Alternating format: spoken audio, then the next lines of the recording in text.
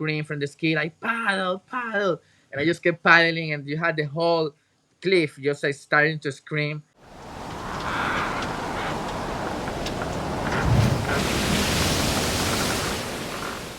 I'm Dan Muntz, and today my guest is a man who was born in the Dominican Republic and has the goal of riding the biggest waves ever paddled into, and he may have done just that. Andres Flores, welcome to Aclassic, mate. Thank you, brother. Thank you. So, can you give me a brief background on yourself and what life was like as a kid growing up in the Dominican Republic? Yeah, in the Dominican Republic, we are a third world country. It's a little island on the Caribbean. So it was a very roots, like not much going on, not much money. Just you live by the beach because you're in the island. And one day I came down to check the ocean, and I saw the waves, and I got a board, barrel, and paddle out. And that was kind of the beginnings of starting here. Just one board for all the conditions. That type of beginning. And do many young blokes surf down that way? Well, at that moment when I beginning to surf on the 1996, it was just a short group of people, maybe no more than 15 or 20 on the whole island. For sure, it was a very small and on the culture, very shocking, culture shocking. Back in the day, surfing. So then how did that progression from going from those small waves on a single board move up to, record-breaking waves today? Wow, I believe since I start surfing, you always develop a personal approach. Depends of your personal creativity. So I always like it to sit and wait for the sets. Always, since I was a kid, and just wanted to catch the biggest wave that came through that day. That was always like my personal goal, and some of the time, you wait, and the wave pass by you, and you don't catch it. So it's or you go, or you get a good one, or you don't. And so you just progressed every time the swell came. You just got a little bigger and a little bigger and just went out in everything. Oh yeah, yeah, yeah. So yeah, how it progressed for sure. Like I start to get bigger boards. People travel here. I see how they surf. They made a couple competitions, and then yeah, I got the luck to be able to go to California in 2006, and that's when I really was able to give a proper shot to a proper big wave. Yeah. Well, let's talk about your boards for a minute. So you only ride balsa wood boards shaped by Gary Linden nowadays in the big stuff. Yes, yes. Why is that? And how do they perform differently? Well, and then we go back again into like whatever it suits you. Like I'm a 5'7", 130 pounds. I always wanted a board that can do a lot of work for me too, because I need something with momentum, kind of like with nice weight, and yeah, it suited my style very good. And I remember using it since the beginnings of it, when many people, it was weird, to see those boards and like, oh no, but I mean, they were working. So now if it's not in one of those ones, I don't feel safe. Are they a lot heavier, are they? Yeah, yeah. I mean, yeah, it depends how you make it, but I usually like it 24 pounds, Yep. 25, something like around that. So we're going to get right into some of your experiences in these waves. But first, like, how do you prepare? How do you stay ready to just jump on a swell when it pops up? Well, I just like to surf a lot every day. I just like to stay on the water, and have my skill sharp, and then everything else is on the mind. I've been doing it now for so long that it becomes kind of natural. At the beginning, I used to get more anxious, and then now, because you are exposed to the same situation over and over, now it's just become more natural, and I like just to stay in surf shape. Yeah. Like I want to be sharp. Like so that's why I like to surf. Okay. And do you toe surf at all, or you're pure paddle? I actually never tow in my life. I just like paddling, because something that growing up here, I just never had the resources to do all those tow things, and now just I just like to stay in the paddling. It's easier and it's cheaper. Well, so I understand with tow surfing, they've obviously got their tow partner on a ski in these bigger waves, so that offers them a bit of safety and security. But yourself paddling, do you put any safety measures in on these bigger days? Have you got a safety ski, or you're obviously surfing with a buddy? What do you put in place to keep safe on the bigger stuff? Well, like depends for every location is different. Sometimes when I'm in Mavericks, I used to surf a lot there. I was able to work with the safety more easy and work with them and pitch some money, here and there. But when I go to Nazare, they all have their teams there, like NASCAR. So I just usually go with my friend and Nick Lamb, and we just go and paddle from the beach on the south end, and we just by ourselves there with really no one even like watching over us. But that's what we have to do if we want to surf, because having to get a ski there is like 25,000 euros. Wow, it's a lot of money. Yeah. Well, let's get into that wave. So, Nazare. So, you might have already actually broken the world record for the biggest paddle wave ridden. Your wave measured coming in at 66.8 feet, which was measured on the face when the record was 63 feet. And correct me if I'm wrong in any of this, but I do want to get into that technical side of how they measured it. But first, I want to hear a bit about that actual wave. So, it was at Nazare on November 9th in 2022, and you were there to surf with Nick Lamb, your buddy, and both of you could have broken the record. You both actually went for this wave. So were you both in Portugal already, or did you chase that swell over there? Yeah, we just travel together usually for more for Nazare, and then we just went there, and it was funny because when we arrived for that special swell, everybody was leaving because they they said it was gonna be too big to paddle. So I remember Twiggy went to Spain somewhere, and Nathan Florence got that wave in Ireland, where he won the Rider of the Year. He went to Ireland on the same swell, and Nick and I we just look each other face like, well, man, like I guess we're here. We're staying, we're going for it. So yeah, we just stay there, and we actually went for it. The first day was crazy, brother, crazy, so big, and Nick got a wave that day. I didn't get a wave. I was it was crazy, like very big. I saw some very big waves, and then yeah, then the next day it was still very big too, and a little more manageable, and that's when I was able to get the wave I got, because like an Nazare is very hard because to you gotta position, you gotta. It's all about positioning there. So that wave I actually got it because I paddled for this wave and I didn't get it. And right when I look in the set, it was like a 5 wave set, and I remember Nick was paddling for it and he couldn't get it, and I just like whoa, I just whip it and went because I was on the perfect position. And if I didn't catch that one, probably the ones behind they were catch me for sure. Yeah, definitely. Well, you actually raised a good Yeah. point there. With your paddle surfing, you got to obviously on these waves because they're coming in so quick. I imagine there's a really fine line between being in the right spot and getting caught inside because you're obviously not Ooh. paddling in from way out the back. What's that like sitting out there and not really knowing whether you're going to get caught inside or you're in the right Yeah. spot till the last minute? Yeah, to catch a wave this big, this magnitude, you have just like 10 feet takeoff zone, like a plus sign, 10 feet up and down, 10 feet to the side. That's your radio. If you are not on those 10 feet radio, it's so hard to actually catch those waves. And then to position on that is just a lot in the line because like you are on the impact zone. It's crazy. More in Nazareth, all the other spots they are more predictable because they break over a reef or they have a big channel, and yeah, that's what make it for sure a little easier.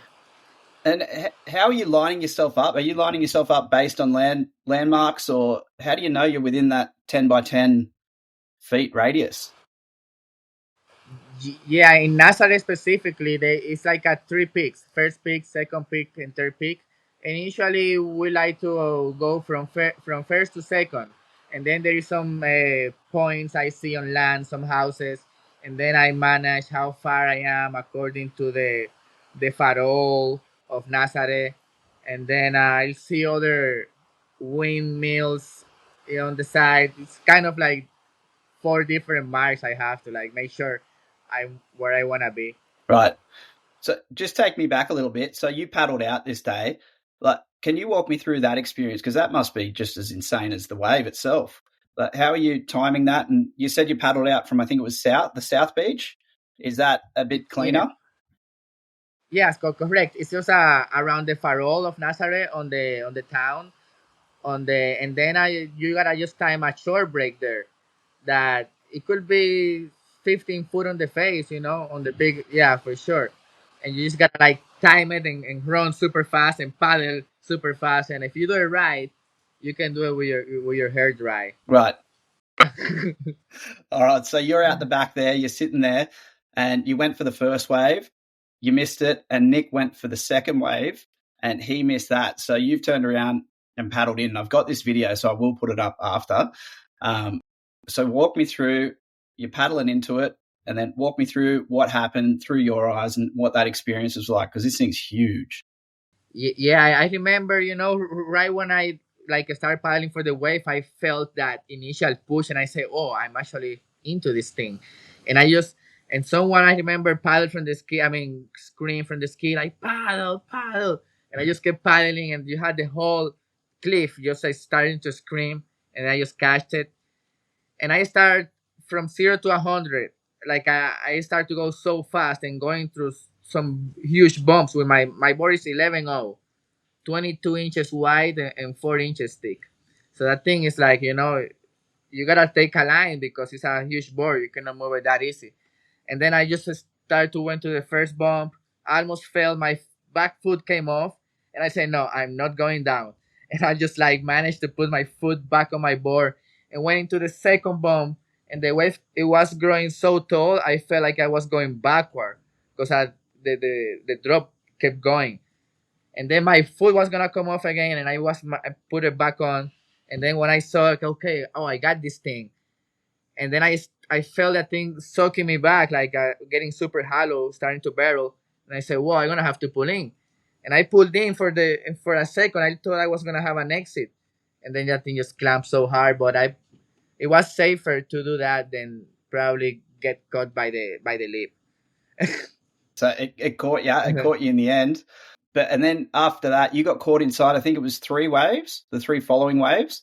So how was that? Getting caught inside of three probably record-breaking waves themselves. Oh no, yeah. At that moment, my adrenaline was so high. I was like, wow, and I just like you just gotta like take it, and just knowing that it's gonna be brutal and and you're gonna be able to like, okay, I have to take it. It's gonna happen. It's gonna be brutal, and then and then you just wait, and you get a push. Eventually, ideally you get pushed to the beach, and then you're safe. Right, okay. So every wave just pushes you a little bit closer and gets a little bit less intense. And then you Yeah. call it a day after that one? Oh yeah, after that one, that's usually my mission there. It's a one wave mission. Okay. I either get caught while I'm waiting for the set, and that was my mission. No wave that was it because I have to go around and paddle. It's so far. So that was it. That was the day. That was actually the wave of my whole trip there. Right. One wave. One wave for the whole trip. Yes.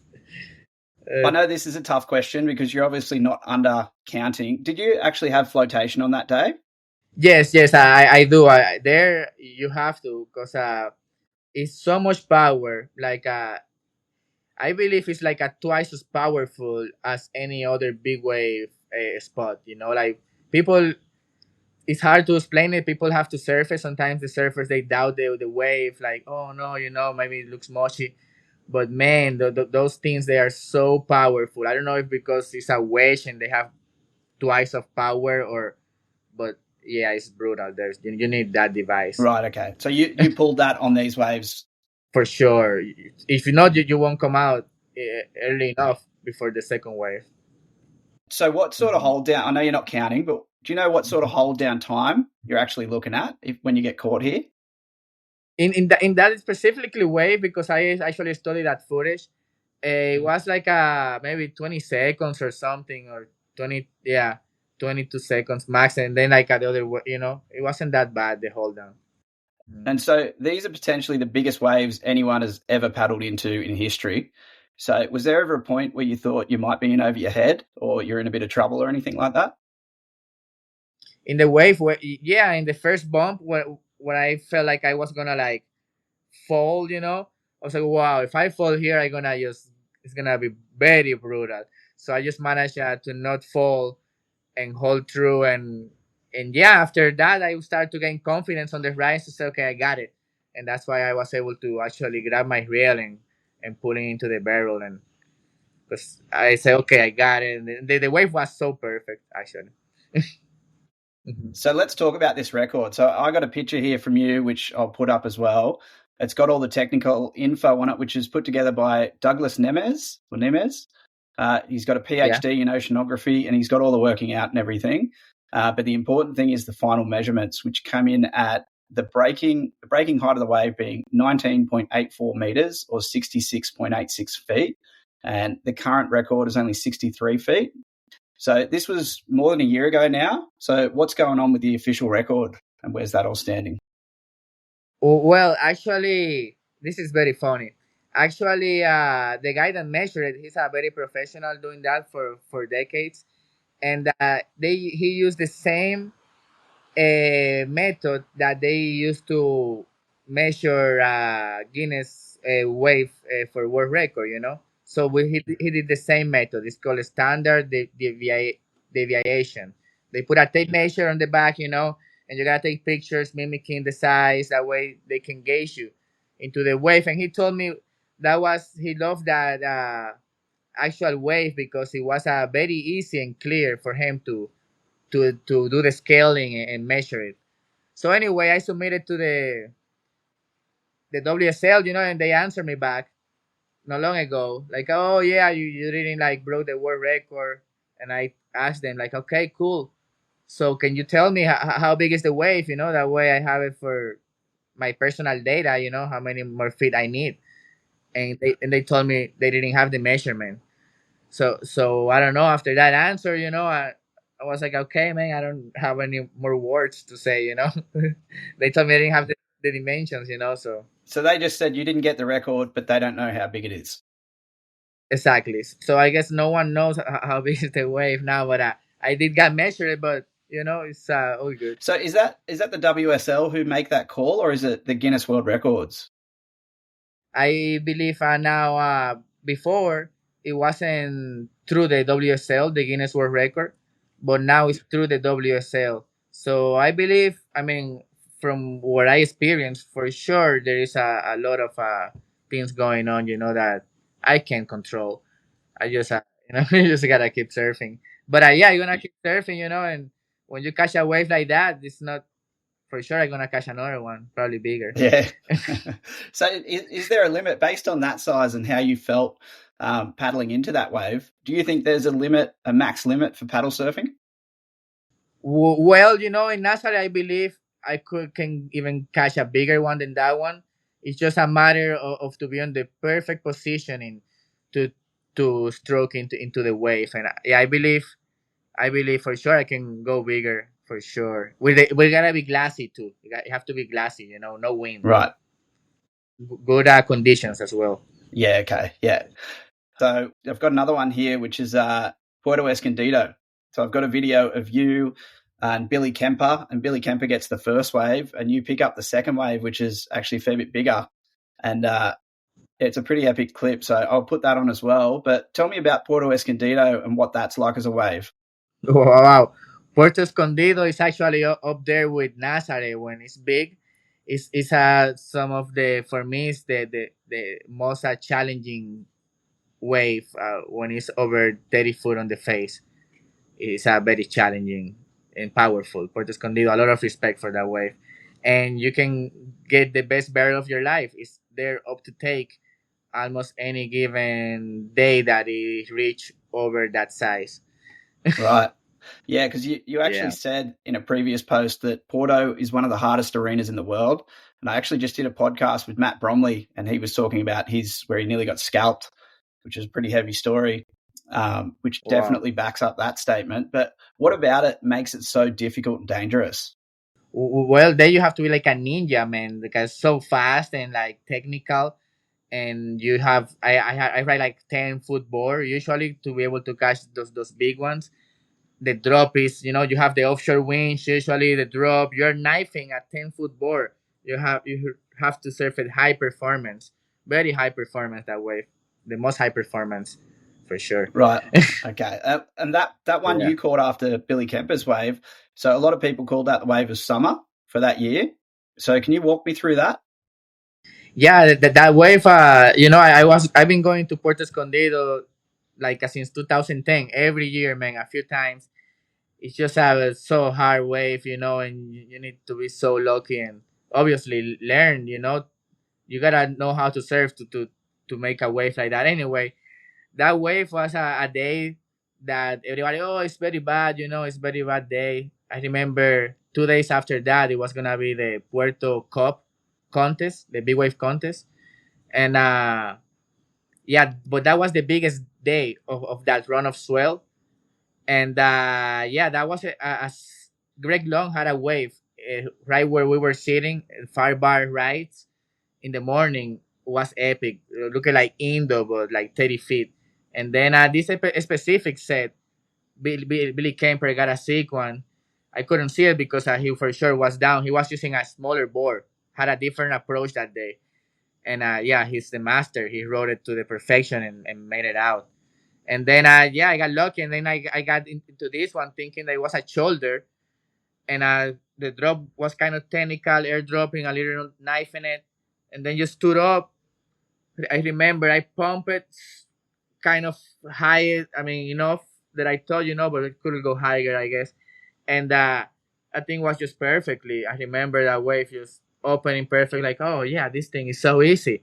And right when I thought that, I started to racing down the line, and I was like, whoa! I started to like slowly trying to get up the face and pumping. I did like a 2 pumps, and then the wave was bending towards sea, and I had a huge rip between me and the exit. I remember, and then I saw like a little part of the doggy door, and I said, whoa! I want out, so I wanted to go there right there, and so and then I barely made it out, and the lip hit actually the tail of my board, and that's why the board just shoot in front of the wave.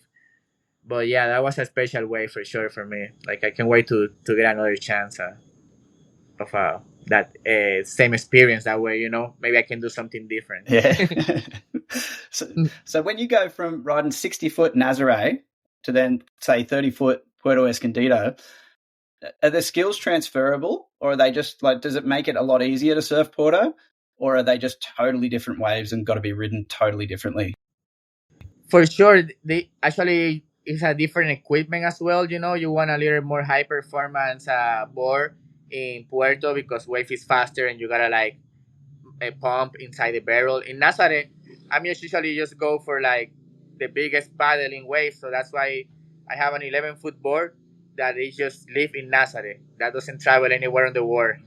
Because usually big Mavericks, I will go 10-6 or big Todos Santos 10-6 too, and then in the West Coast I keep it like that.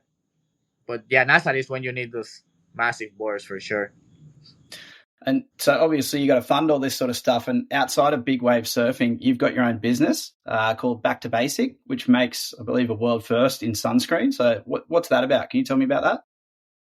Yeah, I started a brand actually near the pandemic, because I said, well, I guess if I'm in the island here, I don't get more Yeah. sunscreen. I need. So I was trying already to. I'm the kind of guy like I just like to fish, for my own food and grow my own food and trying to be a little detached of the system. I mean, if I'm trying, it's hard. But anyway, the sunscreen, yeah, the sunscreen is how many people are calling it. It's like the best sunscreen, that the healthiest because it's the only and the first one that is based on hemp oil, Okay. and it have a full spectrum CBD. So those two ingredients together, it have a incredible amount of healing ingredients, for the skin and anti-cancer. Right. So it's actually a medicine sunscreen. I call it because at the same time you protect yourself, you heal from past damage. Okay. So many people are liking it. I'm stoked. And is that just for sale there, or where can people get that? Well, people can get it through a surfboard broker in California, and many stores in California, or they can go straight into the Instagram of Back to Basics and just place an order, and we'll ship out worldwide. Just it just depends. It will be longer time, if you are very far. Yeah, definitely. All right, I'm gonna have to give that a go for sure. And then here in the Dominican, I have a surf camp, so I just take people, to go to places to surf and stuff sometimes, and I do that. Yeah, what's the surf like there? I don't know if I know much about surfing over there. Man, in the Dominican, it's like very similar to Maui in Hawaii. Okay. We get these trade winds, and it's very good for wind sports, kite surfing, windsurfing. It's actually between here and Maui is where the kite surfing got created. Yeah. Okay. Oh, sorry, we have plenty of good waves as well. It's like man, there is some outer reefs here that they reach 50 feet plus. Is that right? I'm gonna get them. I'll surf them. I saw the waves. I got some 30-foot faces, but I believe on the right swell, I'm gonna for sure get some good ones. All right. What's your surf camp called? It's a Flores surf camp. Is that on Instagram as well? Yeah, it's on Instagram as well, and it's a pretty cool by the main surf spot in this area in the north coast of the Dominican Republic. Yep. It's very pleasant the whole year, it's in the Caribbean. And so you got surfing, and what's the fishing like there? Fishing is good, man, but for me, I have it easy because my favorite fish to eat is sardines. Sardines. Yeah, actually, it's the healthiest fish to eat out of the ocean, if I'm not mistaken. But I just like to throw my cast net, and I just like to hunt for the sardines. They are like fun to hunt because they are fast, and they go in groups, and they like certain spots and currents. So it's like I just like to hunt. Just I like that state of mind. Sardines. Okay, I'm not a big fan of sardines, but Yeah, man, I'm such a fan. well, I'll put Dominican Republic on my list of places that I want to visit one of these days. Please, man, can wait for you to come here and check it out. Mate, look, I'll finish up on this question, but it's for all the young men and women out there who've got, or they're developing goals like what you have to paddle into those biggest waves or even just ride the biggest waves possible. So based on your experience over the years, what advice would you give them moving forward with it? Oh no, just first thing you gotta be hungry. You gotta really want it, to go in to catch one of those waves, and then if you really want it, then put the effort, and then it's gonna come naturally. But it's just up to how much you are willing to give, to sacrifice. And anything to avoid? Avoid getting caught inside at all time. At all times. Oh, mate. Well, look, I want to thank you for your time. Like, we're going to do this again. I know you have a couple other stories at Todos Santos and Mavericks as well.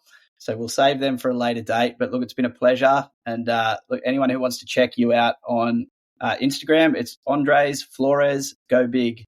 And do you have any other places or website or anything that people can check out? No, just that for now. I'm just I'm just very simple guy. Just like to fish for sardines. I love it, mate. Good on you, Andres. I really appreciate your time. All right, bro. Thank you, man. Thank you.